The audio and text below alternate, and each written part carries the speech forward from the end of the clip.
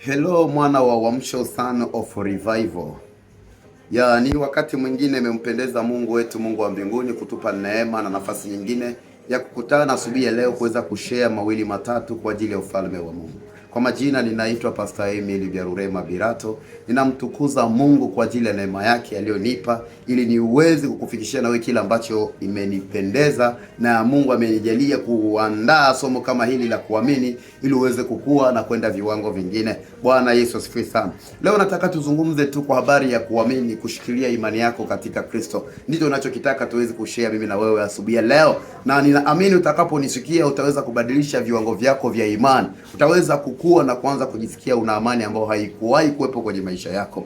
So kabla hatujaendelea, naomba usubscribe, naomba ulike na kucomment na kushare ili watu wengine waweze kupata mafundisho haya ambayo tunayafundisha kwa lengo la kufungua akili na ufahamu wa Wakristo na wote wanaomwendea Mungu. Nataka tuzungumze mawili matatu, ni namna gani naweza kuamini, namna gani naweza kupata mambo makubwa katika Kristo, namna gani naweza kupata healing na kushikilia uponyaji wangu au kushikilia baraka zangu katika Mungu au katika Kristo.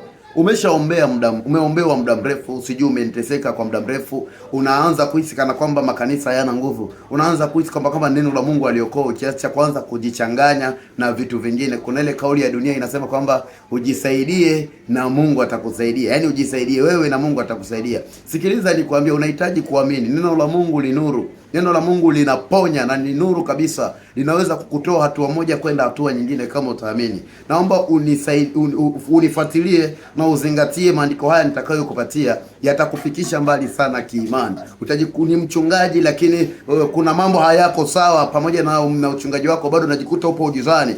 Una udhaifu mwilini mwako lakini bado unakusumbua. Ni kwamba umeungangania tu. Lakini naomba tusome maandiko haya machache kwa habari ya imani, ujifunze namna ya kuamini na kushikilia baraka zako. Hata kama bado unaona udhaifu, ujifunze kushikilia baraka zako, ujifunze kushikilia uponyaji wako ambao umetoka kwenye neno la Mungu. Kwanza nataka ujue kinachopona ni neno la Mungu, sio maombi. Kile unachoambiwa katika neno la Mungu au unachoambiwa na mtumishi wa Mungu ndicho kinachokuponya, wala sio maombi. Inategemea wewe unashikiliaje na umeng'ang'ania vipi ujumbe ambao umeupewa au ambao umeuomba kutoka kwa Mungu kupitia neno lake. Uamini tu kwamba neno la Mungu ndio linaloponya, wala sio maombi. Ukimwomba Mungu kwa kuzingatia neno la Mungu na kwa kushikilia kila ambacho unakiamini kuhusu Mungu, basi utakuwa huru na utakuwa umepona. Nataka tujifunze namna ya kuamini kwa kusoma kitabu chetu cha kwanza ambacho tutasoma kitabu cha Marko. Kitabu cha Marko sura ile ya 11 na mstari ule wa 24. Fungua Biblia yako tujifunze kwa sehemu. Kitabu cha Marko sura ile ya 11, Marko sura ile ya 11 na mstari ule wa 24 mpaka 25.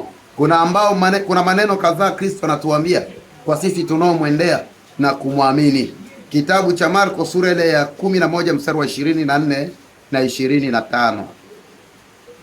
Biblia inasema hivi: kwa sababu hiyo nawaambia, yeyote myaombayo mkisali, aminini ya kwamba mnayapokea, nayo yatakuwa yenu. Narudia, kwa sababu hiyo nawaambia, yoyote myaombayo mkisali, aminini ya kwamba mnayapokea, na yatakuwa yenu. Nanyi kila msimamapo na kusali, semeni mkiwa na neno juu ya mtu, sameheni mkiwa na neno juu ya mtu, ili Baba yenu aliye mbinguni awasamehee na nyinyi makosa yenu. Nataka nisimame kwenye mstari ule wa 24 ambao anasema mkisali, nasema hivi: kwa sababu hiyo yoyote myaombayo, aminini ya kwamba yamekuwa yenu.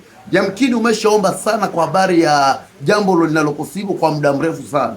Umeshaomba sana kwa habari ya shida ambao umeipitia kwa muda mrefu sana. Umeshasali sana kwa habari ya kiwango chako cha imani, wala hakikui. Msingi wa kupokea inakupasa kuamini hata kama haujaona majibu. Unapaswa kuamini kwamba imekuwa yako, alafu unashikilia, unatembea na uponyaji wako kwa imani. Kisha kitakachotokea hapo ni yatatokea mwilini. Tunaanza kuamini rohoni na uponyaji wetu unaanza kutembea rohoni, kisha unatokea mwilini. Bwana Yesu asifiwe sana. Hivyo wewe uliyesumbuka na nguvu za giza kwa muda mrefu, unahitaji kuamini tu. Hata kama bado unafili udhaifu ndani yako, unapaswa kuamini kwamba tayari nimepona.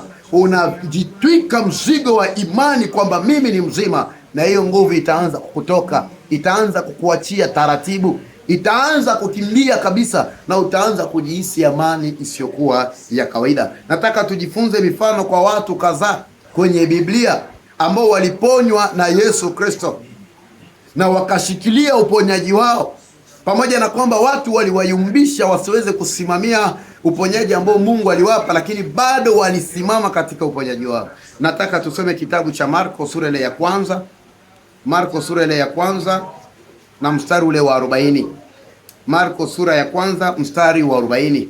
Tunapata habari ya wakoma kwenye mstari wa kwanza na mstari ule, na sura ile ya kwanza na mstari ule wa 40. Bwana Yesu asifiwe sana. Nataka tusome mstari wa 40.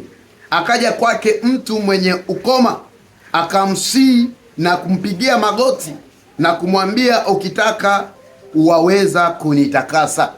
Ukitaka waweza kunitakasa. Sasa haya ni maombi ya mtu mwenye ukoma. Anaenda mbele za Yesu Kristo na kumwambia kwamba Bwana, ukitaka unaweza kunitakasa.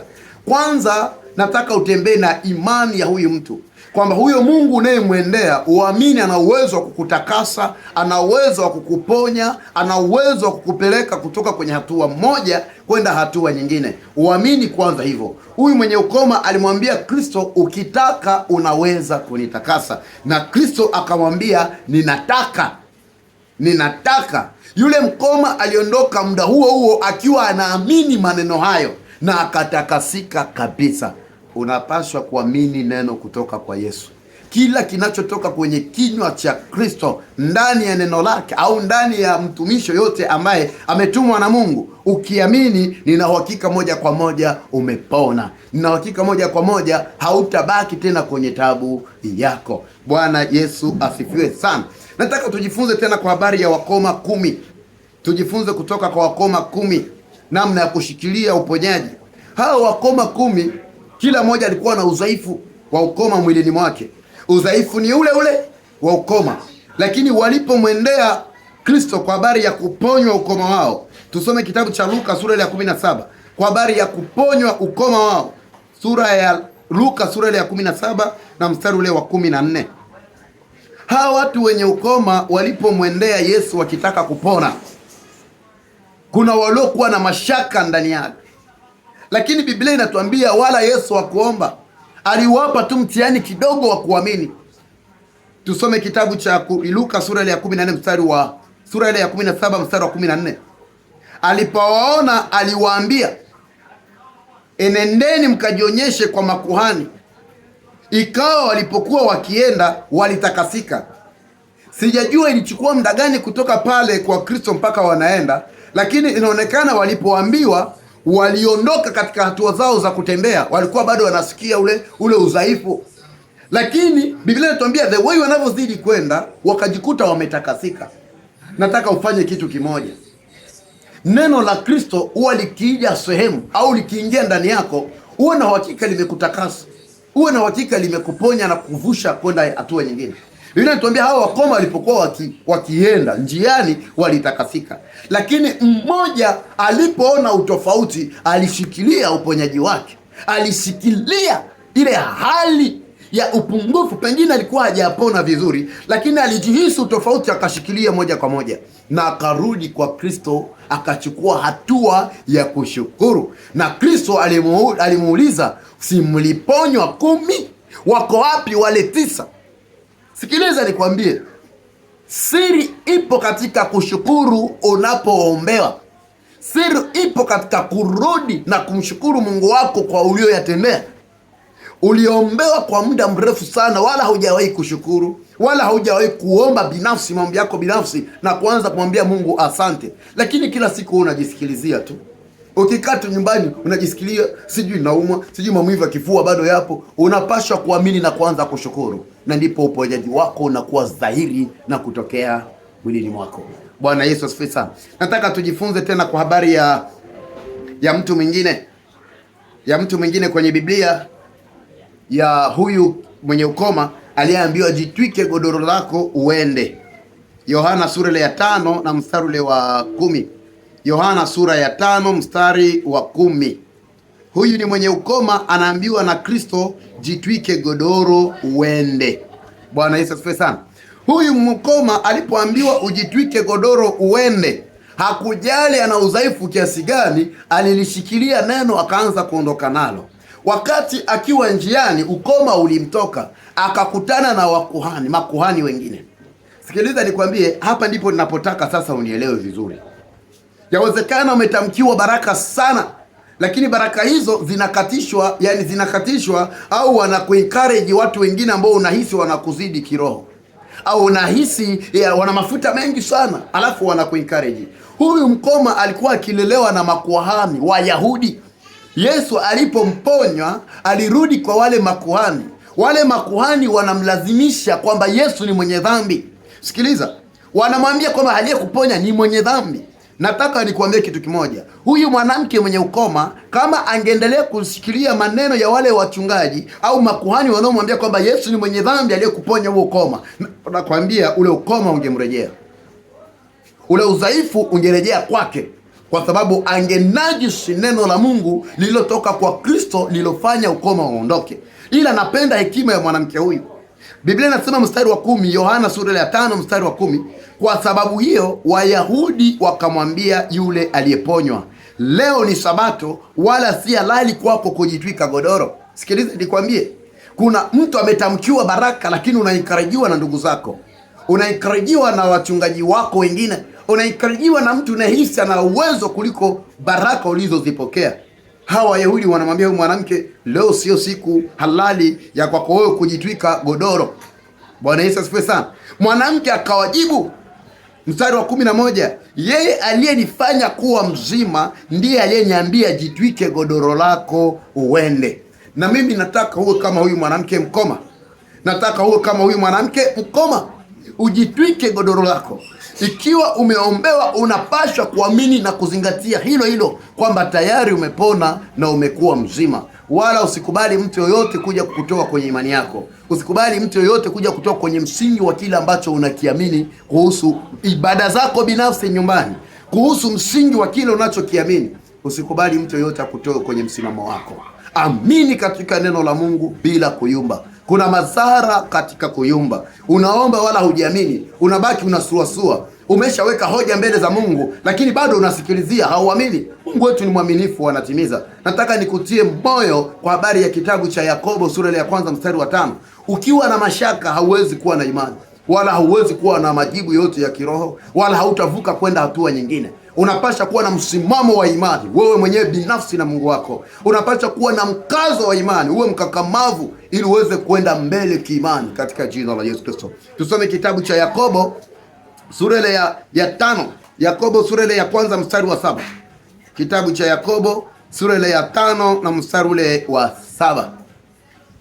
Yakobo sura ya 1 mstari wa 7. Biblia inasema hivi. Yakobo sura 5 mstari ule wa 7. Tuanze mstari wa 5. Lakini mtu wa kwenu akipungukiwa na hekima, na aombe dua kwa Mungu awapaye wote kwa ukarimu, wala hakemei. Ni mstari ule wa 5. Lakini mtu wa kwenu akipungukiwa na hekima, na aombe dua kwa ukarimu, na aombe dua kwa Mungu awapaye wote kwa ukarimu, wala hakemei, naye atapewa. Ni ahadi ya Mungu kwamba kila anayeomba, ukiwa na shida yote, ukiomba kwa Mungu uwe na uhakika unapewa, uwe na uhakika unajibiwa maombi yako. Mstari wa 6, hapa ndipo penye shida hapa, ambao watu wakiomba wanaona kana kwamba hakuna majibu. Mstari wa 6 inasema, ila na aombe kwa imani pasipo shaka yoyote, maana mwenye shaka Ni kama wimbi la bahari lililochukuliwa na upepo na kupeperushwa huku na huku. Maana mtu kama yule asizani ya kuwa atapokea kitu kwa Bwana. Asizani ya kuwa atapokea kitu kwa Bwana. Ni kweli umelia sana, unaomba mpaka macho yamevimba, unaomba kwa imani, macho yamevimba kwa kuomba, lakini huoni matokeo. Ni kwa sababu una mashaka, ni kwa sababu haujiamini. Imani yako inapeperushwa kama mawimbi ya bahari. Hakikisha unaweka ujasiri, unakuwa mkakamavu. Hali iliyoko kwako isikusumbue, shida unayopitia wala isikusumbue. Mungu wako ni mkubwa kuliko tabu unayoipitia. Mungu wako ni mkubwa kuliko mambo unayoyaishi. Mungu wako ni mkubwa kuliko kila unachokifanya. Hivyo unapaswa kujiamini, unapaswa kuishi maisha ya ushindi, unapaswa kuishi maisha ya ukarimu, na wewe utaona matokeo makubwa. Haleluya! Bwana Yesu asifiwe sana. Bwana Yesu asifiwe sana. Hivyo ushauri wangu rafiki yangu, wewe ambao umeteseka muda mrefu, unatafuta uponyaji, ni Mkristo, umeanguka kiroho, wala hauwezi kuomba ipasavyo, hauombi tena, unajisikia ukame ndani yako, sikiliza nikwambie, rudi mara hii kwa Mungu wako ukiwa na ujasiri katika imani, na uyaache mabaya yote. Sikiliza nikwambie, wewe sio mtu wa kawaida, wewe sio mtu wa kulialia, wewe ni mtu mkubwa, wewe ni mtu mwenye nguvu, wewe ni shupavu katika Kristo. Usikubali kunyanyasika na nguvu za giza. Usikubali kunyanyasika na magonjwa. Usikubali kunyanyasika na tabu yoyote inayokukatisha tamaa. Tabu yoyote ambayo imekunyong'onyeza ndani ya mwili wako. Usikubali. Acha niombe kwa ajili yako na urejee kiimani. Anza kushikilia uponyaji wako. Usikubali tena kupanga foleni kwa wagonjwa. Wewe ni mzima, kwa imani utaishinda hiyo hali inayokusumbua katika jina la Yesu Kristo. Asante Roho Mtakatifu, naomba kwa ajili yako, funika macho. Asante Roho Mtakatifu kwa ajili ya msikilizaji huyu. Baba mtakatifu, Mungu mwenye heri, asante kwa sababu ataenda kuisimamia imani yake na kushikilia neno lako ambalo Bwana umelituma kwake. Ninakuomba Roho Mtakatifu uweze kusimama pamoja naye, usimame pamoja naye, muongoze katika njia iliyonyooka kwa utukufu wa jina lako. Asante kwa huyu ambaye amepitia madhaifu ya muda mrefu sana. Ninakushukuru kwa sababu utaenda kutenda kwa imani. Utaenda kutenda ndani ya maisha yake. Utaenda kubadilisha imani yake na hatima yake. Ni katika jina la Yesu Kristo. Na kutamkia baraka, nenda ukaangaze. Maisha yako yakawe na nuru kila siku, kila saa. Na kila itwapo leo uzidi kuwa mbarikiwa. Share video hii, wabariki na watu wengine. Tujifunze na tuzidi kukua kiroho kwa imani, kwa utukufu wa jina la Yesu Kristo. Usikae kimya, endelea kutufuatilia, endelea kushare na kulinki video hizi kwa watu wengine, ili tuweze kufikia utimilifu wa Mungu ndani yetu. Ni katika jina la Yesu Kristo. Amina.